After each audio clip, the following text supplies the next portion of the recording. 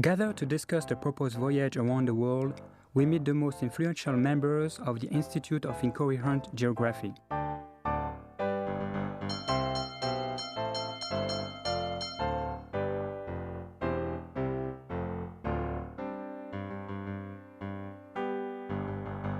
President Paul Hunter announces the arrival of engineer Kreiseloff, originator of a marvelous scheme.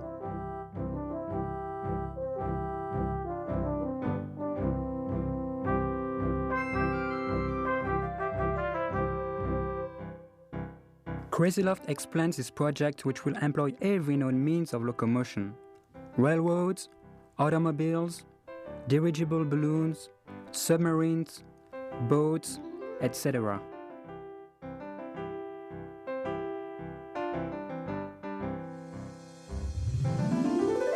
The Institute enthusiastically votes to proceed with the unparalleled plan. The interior of a machine shop in full blast.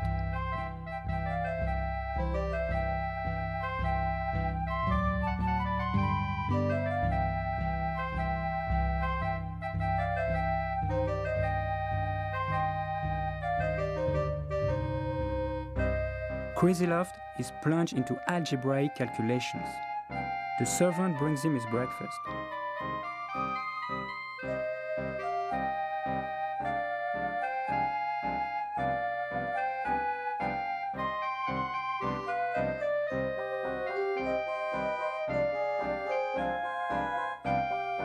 But Kreiseloff is exasperated by his insistence.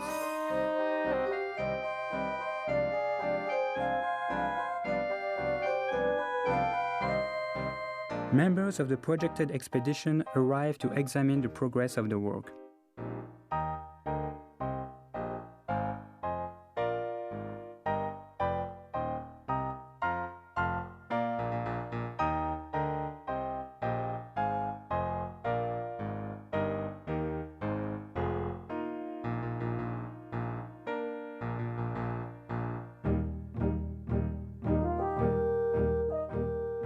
Kreiseloff shows them a unique trend of his own invention. A submarine boat perfected,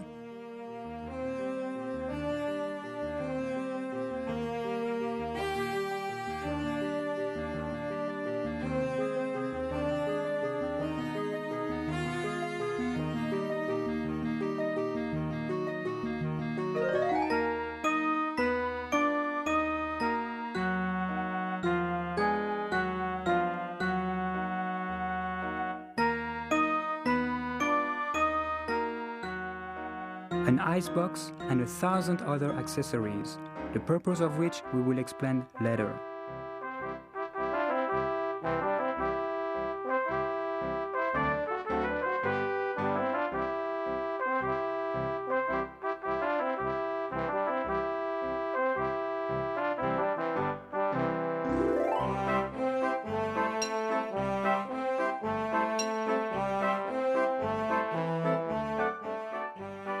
In another part of the shop, Kreiseloff showed them the casting of a colossal piece of machinery.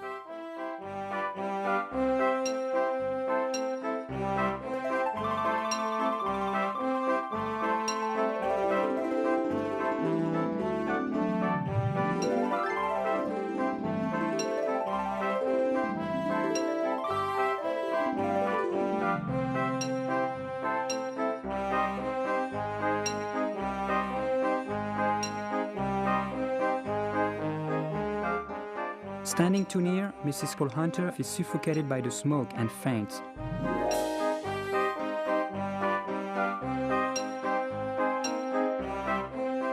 Somebody calls for water.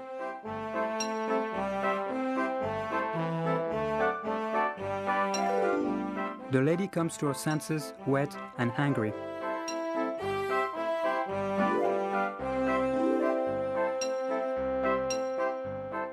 Preparations are complete.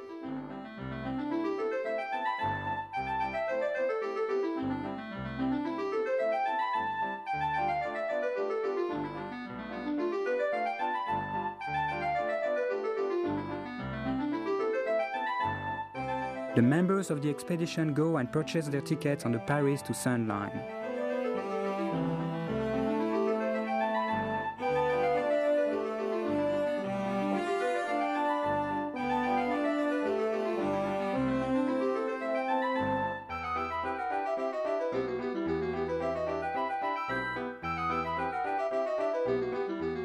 Everybody embarks in the train.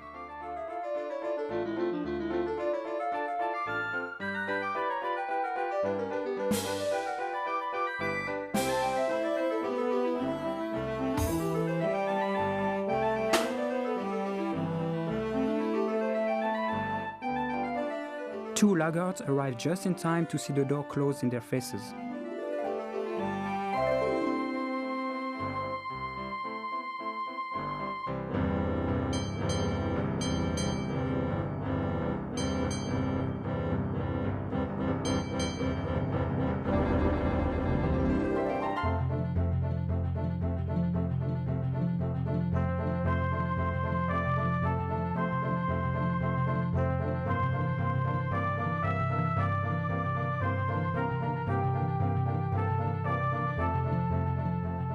The Crazy Loft Expedition Special traverses the Swiss landscape, complete with 2 dirigible balloons, an automobile, an icebox, submarine, and a carload of passengers.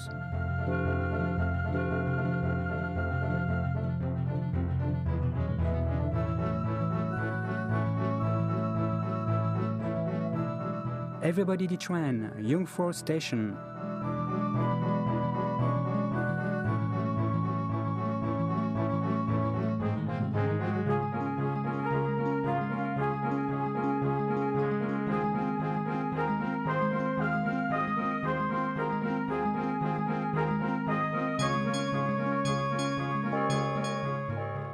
The inhabitants of the country await the coming of the Geographical Society, whose sensational arrival has been heralded.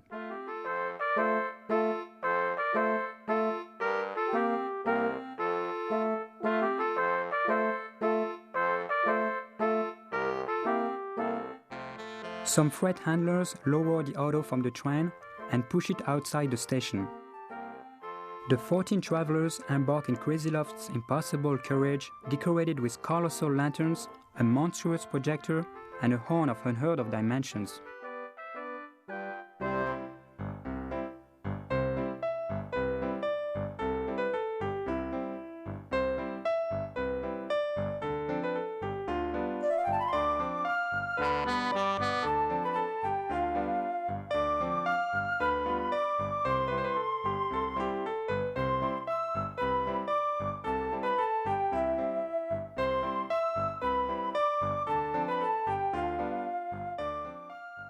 Little time is lost in their journey to the inn.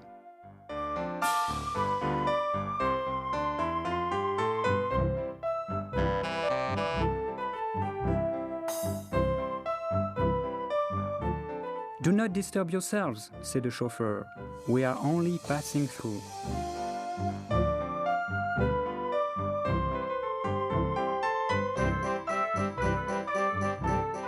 Crazy Loft increases the pressure and darts on at 300 miles an hour. The carriage leaps over valleys and mountains.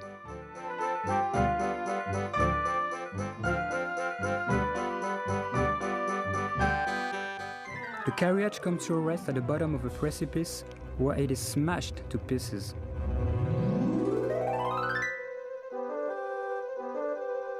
Fortunately, a party of guides and mountain climbers come to their aid and extricate them from their painful situations.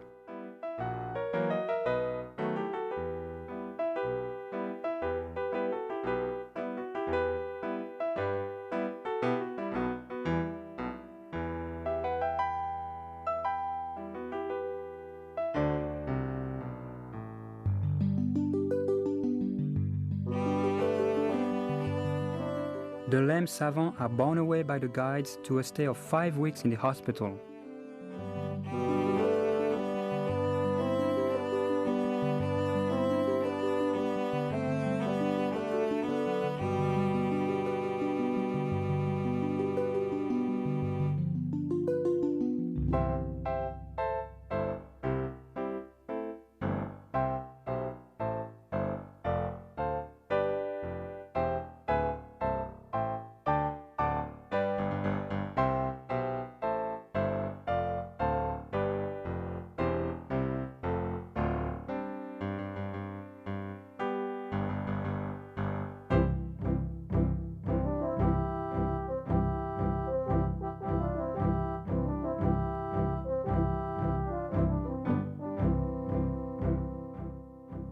Cured, but not demoralized, they ask only to continue their journey. Kreisilov sends his train to the summit of the Jungfrau. The train arrives in full blast at the summit, leaps off, and sustained by the dirigible balloons, flies off into space.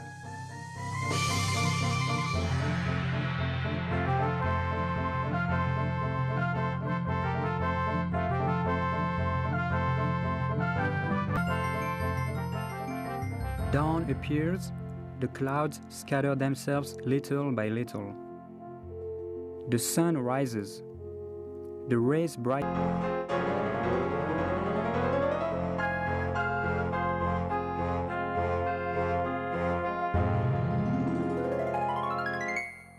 The savant crawl out from under the heap.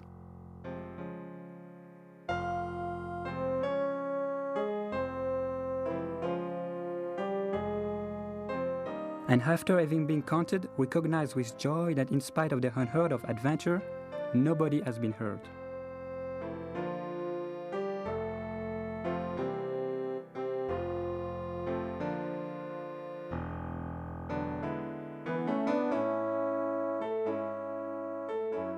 Kreisilov, enthusiastic over the novelty of the landscape, leads the savants in the discovery of this unknown country.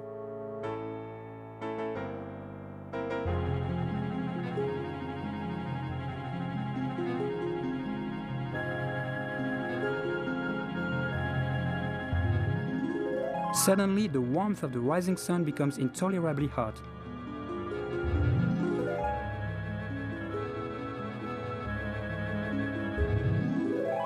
The unfortunates see themselves doomed to a certain death in a temperature of 3,000 degrees.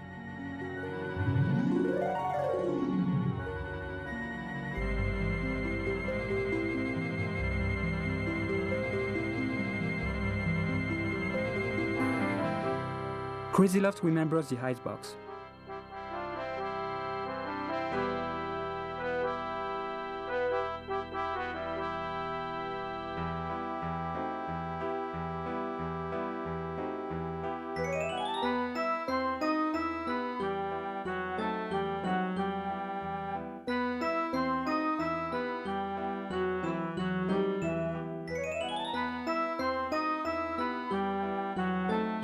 Kreisilov, ready to collapse, has remained to the last, and is only too willing to go in when he sees that all are out of danger.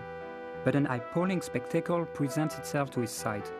The savants, suddenly frozen, are imprisoned in a block of ice, in attitudes most grotesque.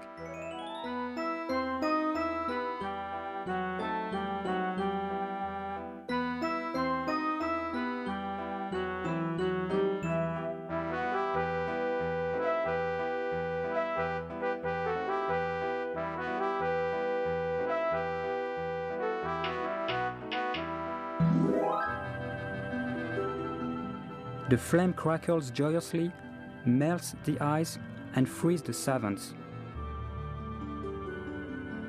Kreisilov cries to them to get out and leave at the earliest moment these inhospitable places.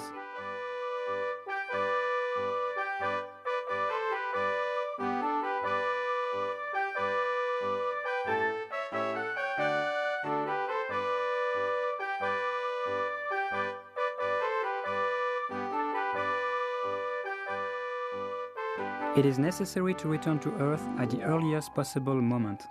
The savants, at a hustling gait, return to the scene of the disaster, and among the wreckage of the train, they find that the submarine boat has been miraculously saved.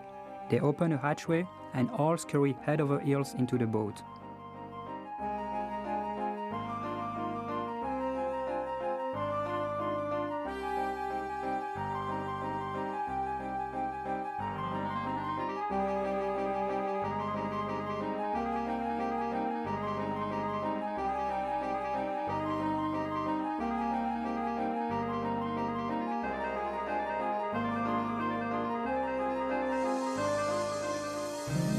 Happily, the engineer has foreseen all.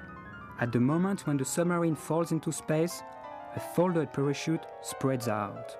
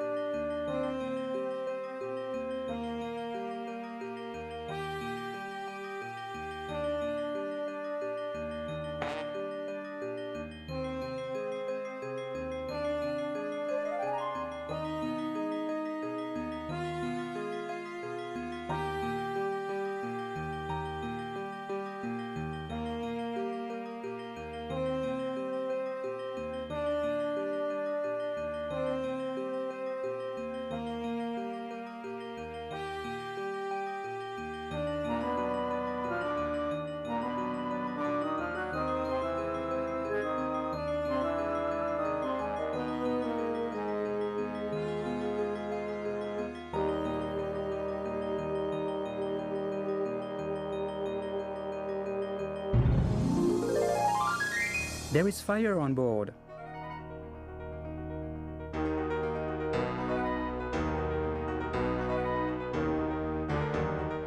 The savants make superhuman efforts to put out the fire with buckets of water.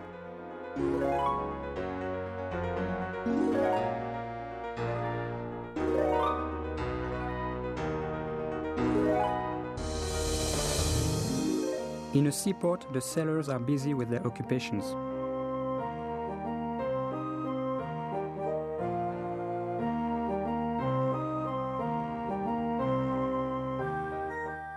They are suddenly knocked over and laid flat by the explosion of the submarine, which has just taken place a short way out from the shore. A piece of the boat falls among them. The sailors leap up frightened and rush to examine the singular thing which has fallen from heaven. They are amazed to see come out the savant who by a wonderful providence have been sent into space with the remnants of the boat and have fallen to earth without experiencing any severe wounds.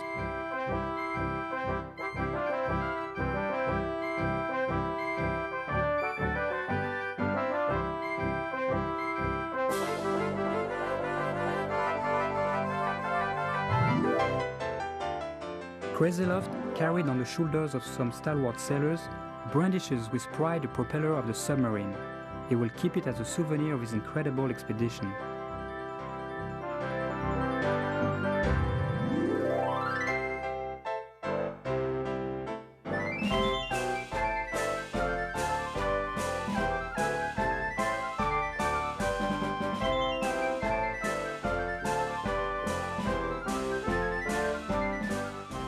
Upon returning to the Geographical Society, the savants report the results of their voyage to all the notabilities of the land, who declare the impossible voyage a resounding success.